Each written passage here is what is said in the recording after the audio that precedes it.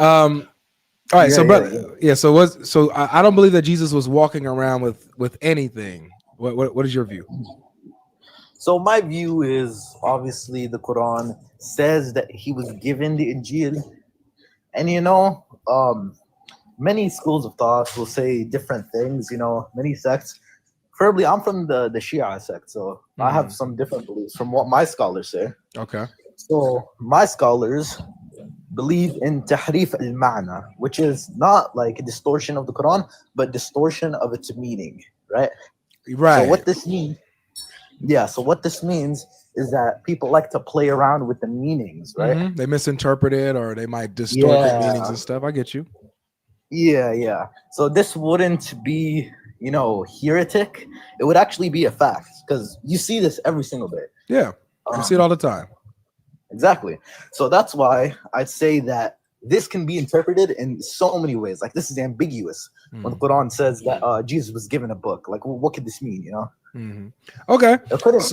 So it's unclear if Jesus was walking around with an actual book. It's unclear because it says that the Prophet confirms it. So, but he Mhm. never even actually got to see it. So How do you know? huh? How do you know he never got to see it? Because in our did he even open the book before? Is there a single hadith of that? There's not necessarily a hadith of him opening the book, but there's a hadith that's where he says that the Injil is with the Christians. Like he says it's with them. Like, like what? Which hadith? And that's Jamiat Termini 2653. Yeah, that's a Sunni hadith. That's true. I'm more familiar with the Sunni sources, not really the Shia sources, so I wouldn't know if there's anything in the Shia sources about it. Yeah, so the Shia sources actually say something that's like kind of like that, but it's a little bit different. So Okay. Shia sources say that the meaning of Injil was his revelation, not necessarily a physical book that he Very was running good. around. There we go. All right. So that would mean that Jesus was walking around orally preaching the Injil or the gospel, right? Yeah, But not necessarily walking around preaching out of a book with pages and, like yeah, that. yeah. Okay. So, however, eventually the Injil, his message did get written down. The Quran says that it was written and that the Christians have it. Oh, which hadith or which It's verse? actually a verse. So it's in the Quran on chapter 7 verse 157. And what does it say? It says those who follow the unlettered prophet whom they find written in the Torah and the gospel and the Injil with them. Yeah, but that's still ambiguous though. That can mean many things. No, So again, it's very clear. It says that the Injil and Torah is written down and it's with the Christians, and that you can find Muhammad written in there.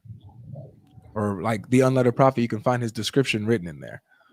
yeah, as I said again, the description of the prophets is found in the New Testament, Oh, but we wouldn't consider that the Injil because what's an really? Injil? Okay. Wait, Yeah, hold on, pause that, because that's interesting. So the New Testament is not the Injil, it's not the revelation of Jesus.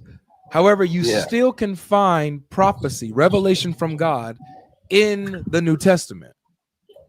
Well, I wouldn't say that. Like, there's obviously Muslim Dawah people who give verses in the Bible that seem to appear like descriptions of the prophet, but you can't always be 100%, right? Well, you could be 100% that it's not him. I'll tell you that. Yeah. So like, there's obviously verses that could fit his description. There's not a single one in the New Testament that could fit Muhammad's description. I mean, even if there's not a single one, let's just say there was zero, none. Well, That wouldn't that, Go ahead. I'm sorry. that would not disregard what the Quran's saying. Well, that Because if the New Testament's not the Injil, fine. So that's why I'm asking. I didn't ask about the New Testament. I asked about the Injil. I asked, where is Muhammad in the Injil? Where can I find him in the Injil? oh well, the thing is, you can't find the Injil. How you know? Well, because that's just what the belief of my scholars is. Okay, so if I'm on the outside looking in, bro. I'm not a Muslim. and I'm reading the Quran. I'm a Christian reading the Quran, and I'm reading Yeah. verses that talk about the gospel, that talk about Jesus, that talk about the previous prophets, and I come across this verse that fascinates me. It says that Jesus mentions Muhammad, mentions Ahmed to come after him. And it says that I can find Muhammad or the unlettered prophet mentioned in the gospel. So if I came to you and I'm like, hey, you know what? I'm a Christian. This verse right here, it says I can find Muhammad in the gospel. This is interesting to me. Where can I find it? And where can I find him in the gospel? You'll say, well, you don't have the gospel. We can't find them. That's what you'll tell me?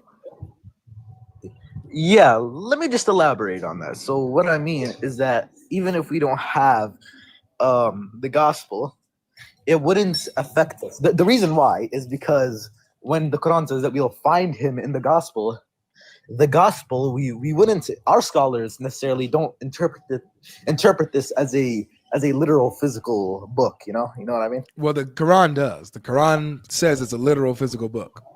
When we say Eventually. Yeah, when we say written down in the gospel, why would it make sense for God to tell us that it's written down in the gospel if we don't have the gospel? Well, that's the thing. It says they have it. See, you're presuming we don't have the gospel. The Quran says we do. 7th century Arabia, they had the words of God. They had the gospel, right? Well, I wouldn't say the gospel is a literal book, like a physical book. Brother, again, let's do you believe your Quran? Do I believe in the Quran? Yeah. Well, I believe in the Quran, but I don't always believe what's right in front of me. Like, you need to go deeper into this. You believe in the Quran, man? I believe in the Quran, but I also have my own interpretation with as well scholarly. Do you love the Quran? Do I love the Quran? Yeah. Well, of course, I love the words of God. So if the words of God say something, would you say anything otherwise? If the words of God plainly say something and I'm gonna wrongfully assume what it means? Yeah, would you ever, if the word of God says something, would you say otherwise? If I know the full meaning of what it's saying, of course. If it says plainly the ENJEEL was written down, would you come and say, well, no, the ENJEEL wasn't written down? Written down in what sense? I can't do this. Wait, relax.